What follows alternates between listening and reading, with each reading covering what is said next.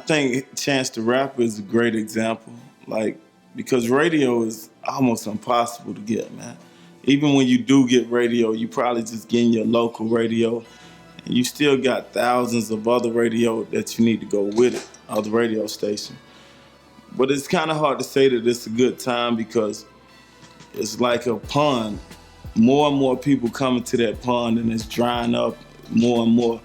In my opinion, it's kind of a weird place for hip hop because I think people are getting more and more less interested in hip hop. The whole hood story, the kid from the hood, the black kid from the hood, grew up rough, sold dope, that's not really that interesting no more. You're seeing white rappers become more and more popular. Rappers who can do more than just rap, like who can make a melodic sound throughout their music, they're becoming more popular. The story is changing. Like hip hop is evolving, I guess kind of out of our hands. As when I say our hands, like more of the young black kid who started hip hop.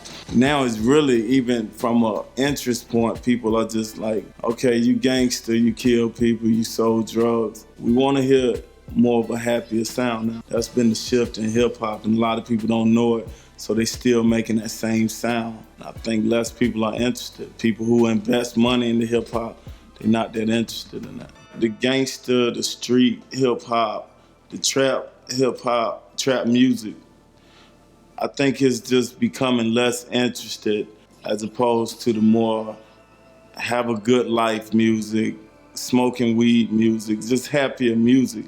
I think more people are gravitating toward that kind of music. And I like it, like I do like that part.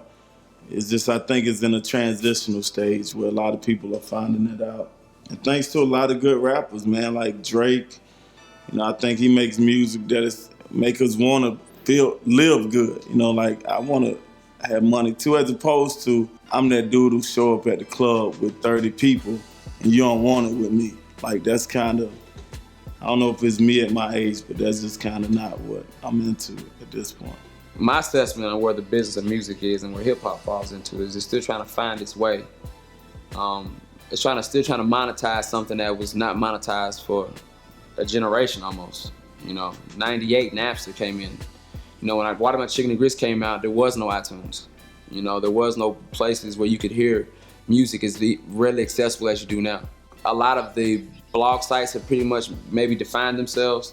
I think there's internet radio that is alternative than just basic radio. Satellite radio is also another alternative to, your clear channels and Radio 1s and whatnot. And I think rappers are finding it very easy to get their music to their fans. What I don't see really is the actual sales being monetized for the actual artists to survive solely off the record sales, the records that they're making. So they're forced to tour. Now tours are good because it allows you to get in front of the fans, but now these artists, they were asking for so much, the prices are so ridiculous that the ticket prices are high. They want so much that it's like, it needs to be a middle ground where fans can still be able to afford to see the artist, but they can also support the artist. Even if it's a $2 donation to the artist's fan page once a month for them to keep giving you free music all the time, or it is a show up at their show, or it is to buy their single for 99 cents. I think the fans should find out, they should just use the legitimate ways to support the artist. And I think the artists will be able to make more music that's not just so themed about what's hot right now. That's what's killing it, is everybody wants to do what's hot right now instead of being original. And every now and then you have originality take hold, and there's a bunch of originals. And then every now and then you have this one thing that everybody just sucks their teeth on till it's no more, and no one can make a dime off of that. And that's, there has to be a balance. And hip hop has always put a balance in the culture. The culture of hip hop is always self-balanced. If it's too much gangster, you'll get a neo soul, or if it's too much neo soul, you get gangster. You know what I'm saying? So I would like to see the monetization of it get under control. Even like with Spotify, I mean, what they're paying artists for a rotation is like back to dinosaur day record label payouts. Like, you know what I'm saying? Like, and only the good artists, I'm not gonna say should survive, but I think the artists that get in touch with their fans and they do good things and they're well-rounded, I think those artists will stand out more. I can't say who's hot or not or why they shouldn't survive and make $1. I can't knock nobody's hustle, but I think better artists should get better positioning by their fans, and I think they don't now. I think they get drowned out by the mediocre. radio stations and record labels, I think they suck for mediocre. A general, bland, homogenized artist versus the ones that are original, they do stand out. Those, they go indie because they can't get the shot that we had at one time. And I think we got it because we stood out and weren't talking about all the money that was going on, all the bling bling shit, and all that shit was very big in, the late 90s. And we was coming out not talking about none of that, and I think that's how we stood out. We got lucky. You know what I'm saying? But a lot of artists are very talented, don't get that shot because of just that alone. I think if we all put $1 to what we liked, I don't think it would be so much bullshit. People ride around to something that's not good and it's tearing down our community. I'm not saying he can't do it, but why give it that much? And why does that guy get to ride around with all the shit and being a bad example for the rest of us when the people that are good examples, even a lawyer, like a school teacher, a doctor, rappers are not bad people. It's just some people rap about bullshit and they get put on the front street like that's what it's supposed to be. And it's not a good look for us as a culture, I think. I think it needs to be balanced in that. As a culture, we endorse the misogynistic too much. We're not even raising our black women white, you know what I'm saying? We're not teaching our black women how to be queens. We condone the twerkers and the ratchetness, and it's like, it's not really what we should be doing as hip hop. We should be the rule to the black culture, not even black no more, just to the urban culture. We should be the guideline. When KRS-One was around, man, it was a guideline. Public Enemy, there was a guideline to rap, you know what I'm saying? Now there's like, no, it's not a guideline. Everybody thinks still that you still should be selling dope and riding around with a bunch of guns and a bunch of shit, the jewelry that depreciates and cars that depreciate, versus taking care of your mom or supporting the local youth football or basketball team or charity or donating your video, clothes, and wardrobe to a Goodwill. I'm not saying artists don't donate their time, but if more artists did donate their time or maybe their clothes or their energy to things that are more positive, I think we would have a better turnaround in hip hop. The reason why we can't get on is because we turn each other down. If we just help each other build, instead of buying everything that, some of these people don't even want you in their clothes. And we praise these clothes like that's the rule of thumb for black people to have to aspire to be. And to me, that's stupid. Like, wear clothes that are not gonna go out of style, that are not gonna rip up. But you don't have to buy and make people feel like they ain't shit because they don't have on the top-notch clothes. I think hip hop does a lot of pointing down, and we should be, raising up. But that's just me, man. The hip hop game is more skewed to the crabs in the bucket than it is to helping the brother up. There's different cities and pockets of it. Houston has a nice, scene, in my opinion.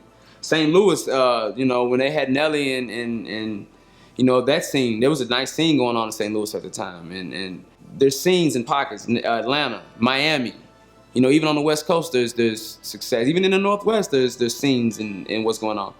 And I'm not saying that's not what I'm talking about. I'm talking about straight up, like, not even help you from your own city type. Like, oh, he's getting on, fuck him, don't like his picks. Like, a lot of these local people are very crabs in a bucket. He's about to get on, so let's tear him down. That's why personally, that's why I left my city. Everybody was trying to get on, and you can't get on if everybody's going the wrong direction. And I think when I say the wrong direction, there was no real leaders in the industry as far as music is concerned in Louisville, Kentucky. It just wasn't. You had to go to Nashville or Atlanta to get into the music business. And the people that were in Louisville, to me, were in a crabs in a bucket type of mentality for us as Nappy Roots. They hated on us. They didn't want us to do it. Why y'all being on that country shit? It's like, man, because the country shit is something different than whatever else is doing, obviously. You know what I'm saying? Y'all doing whatever else is doing, therefore y'all not getting on. We're doing something different, and you're mad because we're doing something different. And now you want to hate on the only thing that came out of the city that actually, people around in the world know about. And some of my guys, they still live there. They believe that the city's good. And I believe in Louisville, but there is a crab in a bucket mentality in a city like that because it's a small town mind frame. Just small towns have that. Some big cities do. You go to Atlanta, it's not that at all, man. Everybody supports each other. And they help each other up. They're more of a networking type of city. And if you have a networking city that's on the move, I think you'll find better success. But if you don't, and the cops is hating and, everybody knows everybody, your chance of getting out of that, I think, is slimmer than what, if you left and started off fresh.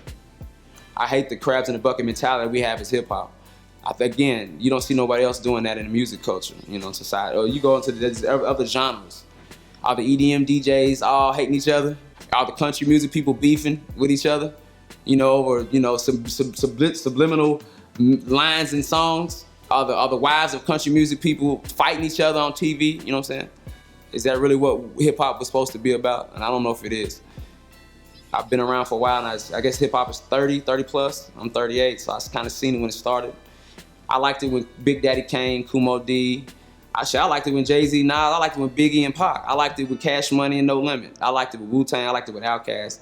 I like it in all facets. With Chance the Rappers, the Kendrick Lamars. I like it with the T.I.s. I like it with everybody's in it working together versus everybody to tear each other down, and it's to show that we can fuck shit up. It's not what I think hip-hop should have been about, or is about, you know.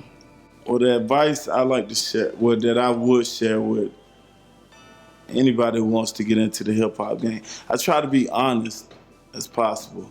And I guess that's all I really could tell them is be honest with yourself. You know, don't get into a life that ain't really you, because you got to fill in some gaps later on somewhere. If you're a thug, then, you know, then that's what you are. And, you know, try your best to explain that in your music. If you're a church kid, grew up in the church, tell that story. Like, these kind of stories are getting out more and more. People saying I wasn't that gangster, but I went through this. All right, well, we want to know what you went through. And that's what I kind of tell you. You can be anything. Just be accurate with your story. And because people will find out in hip hop. You know, be who you really are, and hopefully it works. But even my real advice, you know, hip hop is a tough industry. There's thousands of people getting in it every day. So, you know, just broaden your portfolio. Be able to do a lot of things. .coms are everywhere. You know, you can start your own .com and push whatever you like and let music just be the bed to it. Everything I do comes back to music as Nappy Roots. But I want to do a lot more than music. And I am doing a lot more than music. Like all of the extra stuff is like, it's so much extra stuff that can throw you off, you know what I mean? Like every day, you know what I mean? Like, it's all about your decisions. Like, you make the right decisions, you're gonna get somewhere. All musicians, all moguls are role models. And definitely, especially musicians, because we speak the most.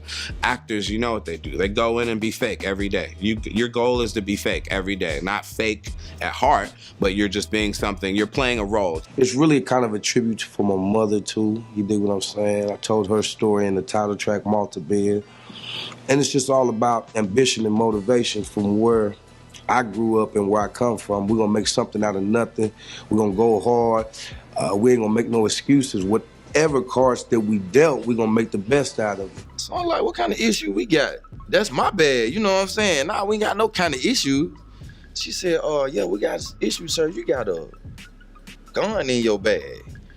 I said, a gun?